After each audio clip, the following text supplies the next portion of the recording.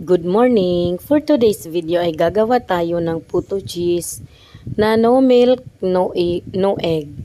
Ang gagawin natin ngayon ay 1/2 kilo or 4 cups po na all-purpose flour.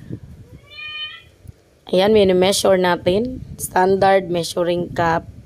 4 cups na all-purpose flour. Bakit all-purpose flour? Kasi ito po talaga yung pinaka-the best sa puto. Pwede naman din yung harina, pero iba talaga pag all-purpose flour. Ang nilalagay ko po ngayon ay baking powder. 4 tablespoon po ng baking powder. So, sa mga nag-aalala po na papait, hindi po yan papait kasi ang kalumit po, subok ko na po yan. Ang ratio po lagi sa kalumit, 1 cup ng all-purpose flour saka 1 tablespoon ng kalumit. So, kaya po 4 yung nilagay natin dyan. Hinalo ko lang po yung mga dry ingredients, tapos ilagay ko naman itong water. So, yung tubig po natin ay 4 cups din. Kasi 1:1 din ang water sa all-purpose flour. Yan, at haluin na natin. Ang sugar nga po pala sa 4 cups ay nilalagay ko talaga ay 2 cups. Pero sa mga nag-aalala naman po na matamis, pwede naman pong 1 cup lang yung ilagay mo. Pero matabang po talaga yan. Wala siyang lasa. Kaya po nilalagay natin 2 cups sa 4 cups na all-purpose flour kasi yun po yung standard. Ibig sabihin, yun po yung normal. So, kung gusto mo naman na babaan or taasan pa, okay lang din. So, yun na yung pang last cup. So, yung kumpletong ingredients naman po nitong ginagawa natin ay ilalagay ko na lang po sa description or kaya dyan po sa comment box.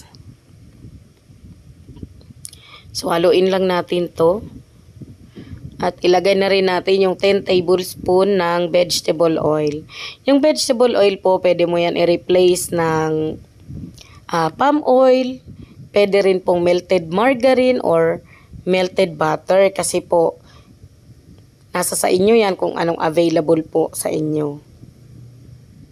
So, wag lang po yung cooking oil na yung mga nabibili nating mga walang brand kasi baka hindi goods ang quality nun, maapektuhan po ang lasa ng puto nyo. So, ayun, ito po ay okay na. Maganda na yung pagkaka-mix natin. Para po makinis yung mga puto ay sinasala ko po yan. So, ngayon naman maglagay na tayo dito sa mga molder. Yan, wag po masyadong punuin. Kasi baka pag umalsa ay umapaw. Masira yung itsura ng puto nyo. So ito naman po i-steam lang natin ng 10 minutes. Luto na po yan. Sa loob ng 10 minutes. Di na po nire-rest ang mixture at di na rin po ginigrease yung mga molder. So after 10 minutes, na po yung itsura. So, dahil napagdesisyonan kong lagyan ng cheese, after po na mailagay ko tong cheese, ay steam ko ulit siya ng 1 minute. Kaya naging total of 11 minutes tuloy yung cooking time ko. Kasi, bigla kong naisipan na lalagyan ng cheese, dapat hindi na sana.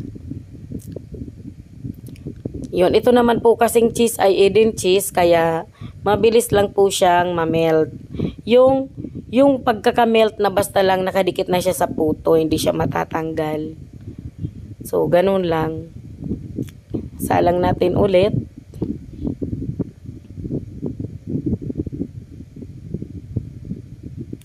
Yan, ito na po yung resulta after 1 minute ulit na sinalang natin. So, pasingawin lang natin ng konti kasi sobrang mainit. Tapos, i-unmold na natin sila.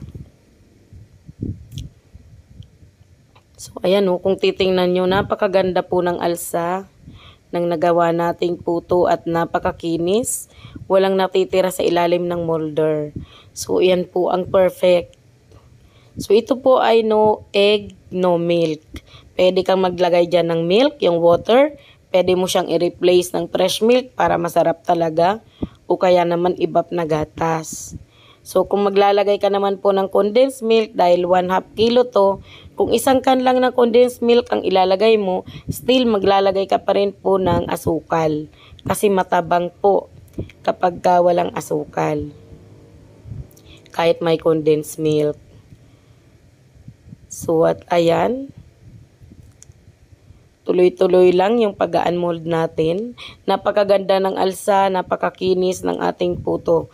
Perfect na perfect po talaga. So sa mga hindi pa po marunong, pwede po kayong mag-umpisa lang sa ganito kakaunti na mga ingredients. So yun lang po for today's video. Thank you!